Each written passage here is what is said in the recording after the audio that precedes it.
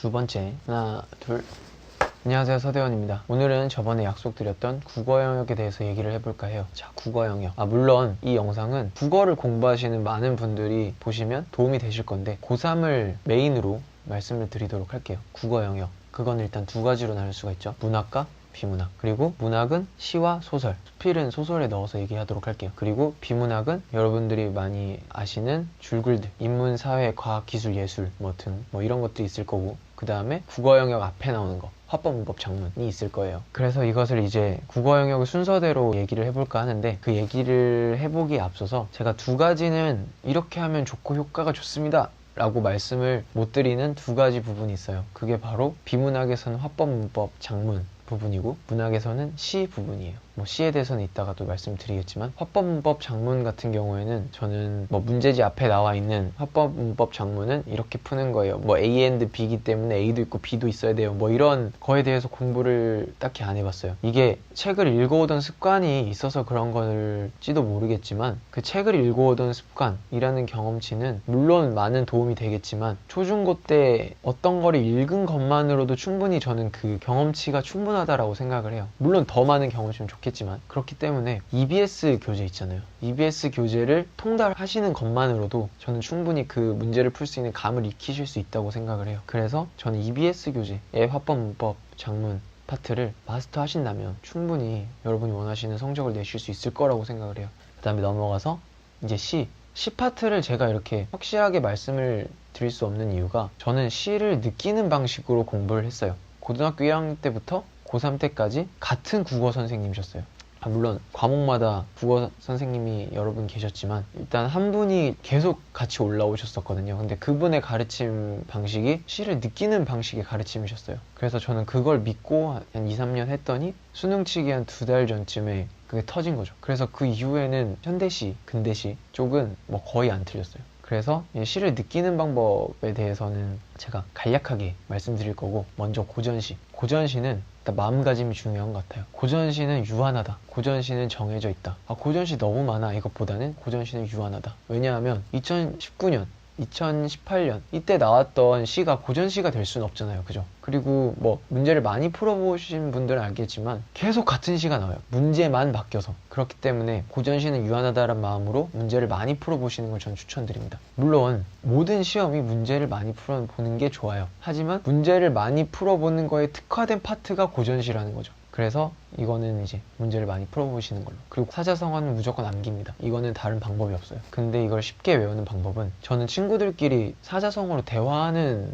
장난을 많이 쳤어요. 그 당시에. 그러다 보니까 사자성어를 많이 알아야 많이 쓸 수가 있잖아요. 자연스럽게 외웠던 것 같아요. 그러니까 사자성어는 무조건 암기. 그리고 근대시 같은 경우에도 유한하다라는 마음으로 접근을 하고, 그리고 일제강점기의 시, 그때 시들이 많이 나오니까 그런 시들의 어떤 공통점이라던가 이런 걸 파악하셔서 감을 익히시는 게 저는 좋다고 생각을 해요. 그리고 현대시. 이게 이제 정말 제가 얘기하기 어려운 파트인데, 그러니까 시를 읽으면서 화자가 말하려고 하는 거를 생각하면서 시를 읽었던 것 같아요. 어느샌가 화자가 말하는 게 느껴지고, 이 시어를 왜 선택을 했고, 이 시어에서 느껴지는 색깔, 분위기 이런 게 보이더라고요. 근대시에도 고전시에도 도움이 많이 됐었고, 그래서 이건 제가 이러면 좋습니다 라고 말씀을 드릴 수가 없네요. 이 부분은 좀 죄송하고요. 소설 같은 경우에는 빨리 읽어야죠.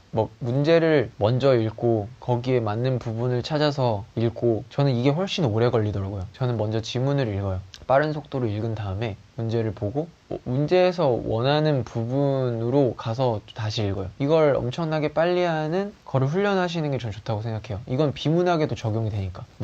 소설은 이렇게 공부하고 비문학은 이렇게 공부하고, 이게 저는 더 효율이 없다라고 생각을 하거든요.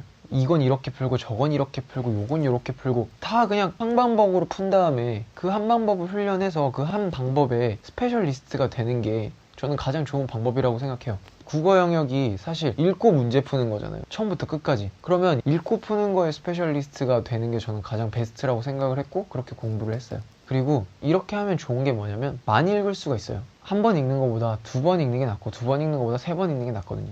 저는 그렇게 생각을 해요. 한 번 읽을 때 제대로 읽어라 라고 말하시는 분들도 계시지만, 근데 그 제대로의 정도 때문에 이게 틀렸네 저게 틀렸네 얘기하는 것 같아요. 저는 빠르게 읽어 나가는 것도 못해도 7, 80 정도를 인지하는 정도의 빨리 읽음, 그리고 다시 읽고 뭐 그런 걸 하는 거죠. 그리고 이제 소설은 그런 식으로 푸시면 될 것 같아요. 그리고 비문학에 대해서 말씀을 드리자면 비문학도 똑같아요. 사실 읽고 푸는 거예요. 먼저 빨리 읽고 문제를 보고 문제 필요한 부분 찾아가서 다시 읽고 이렇게 풀었던 것 같아요. 저는 뭔가 특별한 방법이 있지 않았어요. 근데 이만큼 대단한 방법도 없다고 생각을 해요. 전공법이라고 하죠. 국어 영역은 전공법이 최고라고 생각을 합니다. 저는 뭐 새삼스럽게 이렇게 얘기를 하지만 전공법이 최고라고 생각을 해요. 그리고 뭐 그간 배워 오셨던 것들이 있을 거 아니에요. 뭐 주제는 제일 앞에 뒤에 있고 이런 거를 이제 부수적으로 사용을 하시면 더 큰 효과를 낼 수도 있을 거라고 생각을 합니다. 그게 필요 없다는 게 아니에요. 우선 전공법을 바탕으로 그런 요령들을 익히는 거지, 그 요령들을 먼저 익히고 문제를 요령으로만 풀겠다가 저는 그렇게 큰 효율이 없다라고 생각을 하는 거죠. 그리고 이제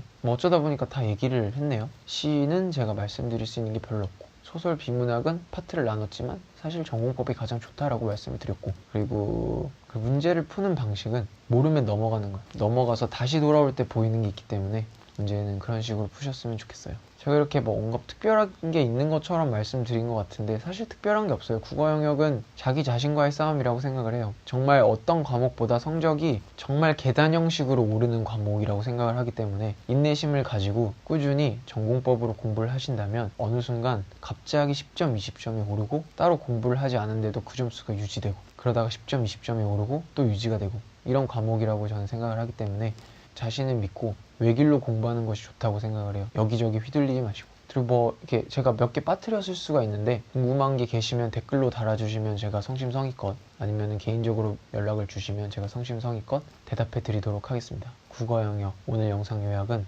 전공법이 답이다.